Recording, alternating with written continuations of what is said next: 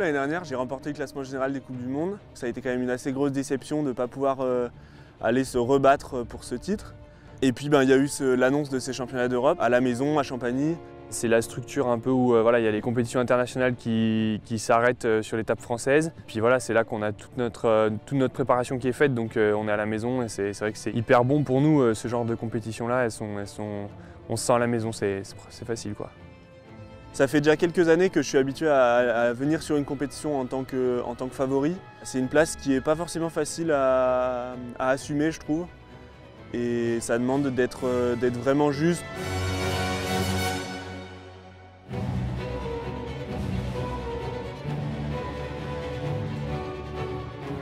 Alors en fait, quand c'est les finales comme ça, on est dans une zone d'isolation où on ne voit pas les autres grimpeurs en fait. Sur cette compétition, la zone d'isolement était pas très loin de la tour et dans une tente, donc on entendait beaucoup du public ou du speaker.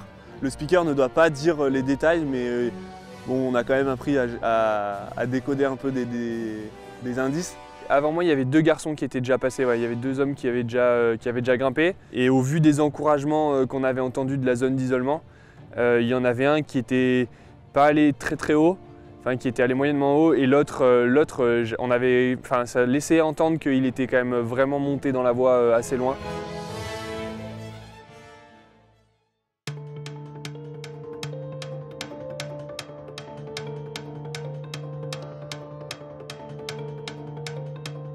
Quand j'ai commencé à grimper la voie de finale, d'un côté j'avais une légère pression parce que je savais que c'était la seule compétition de l'année et que du coup il y avait la pression de performer vraiment au moment présent et qu'on n'aurait pas de deuxième chance quoi, on va dire.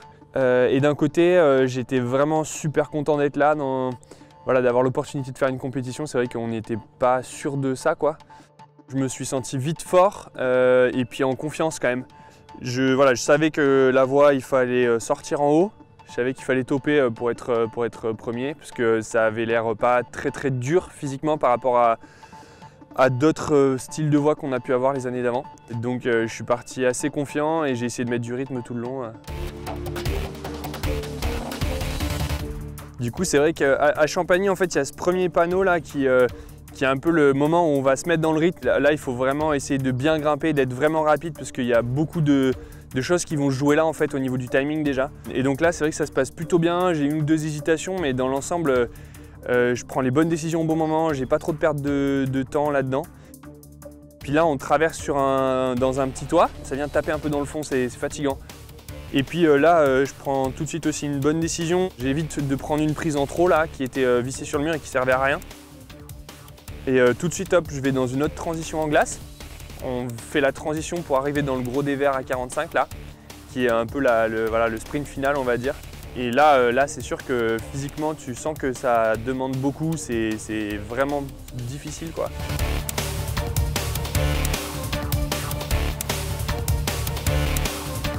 Ça a commencé à vraiment tirer et là c'est la bataille mentale pour ignorer la douleur on va dire.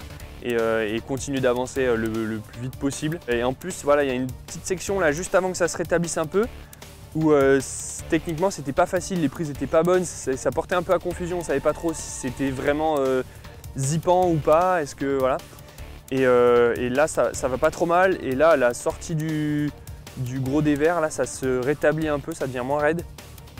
Et là j'ai senti que physiquement ça m'enlevait un peu un poids, mais bon ça m'avait tellement épuisé le dévers d'en dessous que j'étais un peu ralenti on va dire.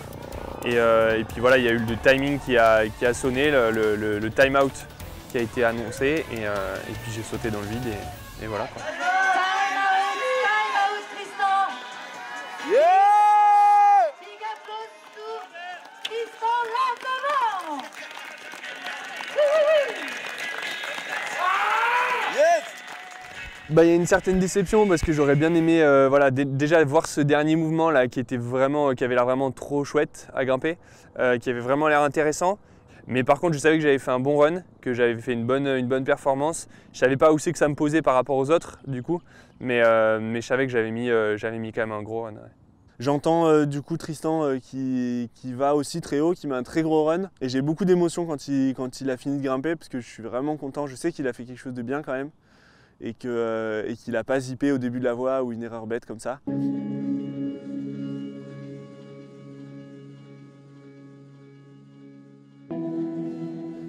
là, je fais quand même un bon effort pour me remettre dans ma compétition à moi derrière. Je sais que le russe favori, Nikolai Kuzovlev, je sais qu'il tope la voie, j'en suis persuadé, parce que j'entends vraiment du public et tout, donc je suis persuadé qu'il tope la voie.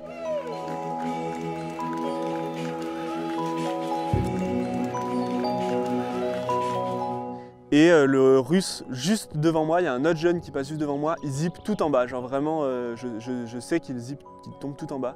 Donc dans ma tête, c'était un peu confus parce que je savais qu'il fallait que je tope la voie plus vite que Nikolai Kuzovlev pour pouvoir gagner. Et que s'il y en avait un qui était tombé en bas, ça voulait dire qu'il y avait peut-être des pièges en bas, quoi. Donc dans ma tête, à ce moment-là, il y a beaucoup de choses qui se passent. Et puis voilà, quoi. Donc après, il fallait faire parler la poudre.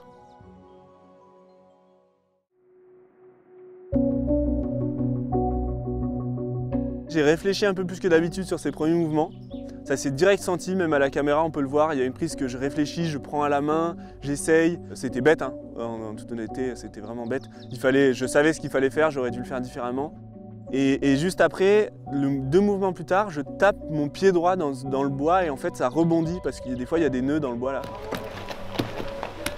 Et ça a enchaîné 2 erreurs comme ça là en 3 mouvements. Et je me suis dit, j'ai vraiment eu le temps de me parler, je me suis dit mais là t'es en train de mettre un run nul quoi, vraiment nul. Allez hein. Allez, bien. J'étais quand même pas hyper bien dans ma tête là sur ces 2 premières dégaines. Et là j'ai vraiment réussi à changer de mode après, je me suis mis à accélérer, grimper vite et plus ça allait, mieux ça allait en fait. Et donc là j'ai vraiment mis du rythme, je pense dans mon escalade même je me suis impressionné à grimper si vite.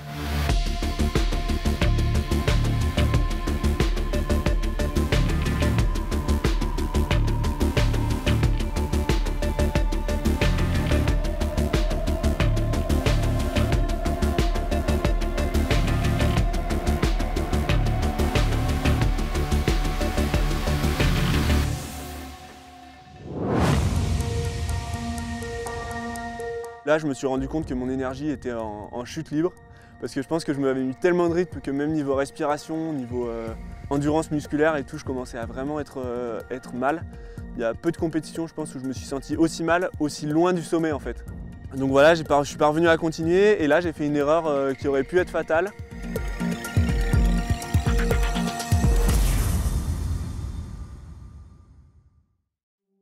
Comme je disais, j'ai énormément de fatigue et je pense que ça a atteint ma lucidité dans l'escalade. Ça, c'est quelque chose d'assez dur de rester tout le temps lucide, même malgré la fatigue et tout ça, et surtout le chrono qui tourne derrière dans la tête. Je lâche en fait les pieds comme quelque chose que j'aurais fait en étant frais peut-être, sauf que j'étais très fatigué. Donc en fait, quand je prends le ballon, ma main elle s'ouvre vraiment et je me retrouve sur le bout de mes doigts et je tourne un peu en plus sur mon épaule. C'est ça qui a été très dur en fait, c'est de rester là sur le bout des doigts le temps que ça tourne, que je puisse revenir rattraper le haut du piolet et là replanter les pieds dans le mur. Et là c'était un peu, quand j'ai replanté les pieds je me suis dit voilà c'est passé. Et cette prise de risque ça m'a quand même remis un peu les pendules à l'heure et je fais vraiment attention à ne pas faire d'erreur, à ne pas zipper. Le profil en fait est un peu moins déversant là-haut. Et il fallait, du coup, ça devenait un peu plus fin. Il fallait faire vraiment attention à pas faire une erreur bête de précipitation en voyant le relais arriver, en se disant je vais accélérer encore. Ça, c'est quand même quelque chose à pas faire. Ouais.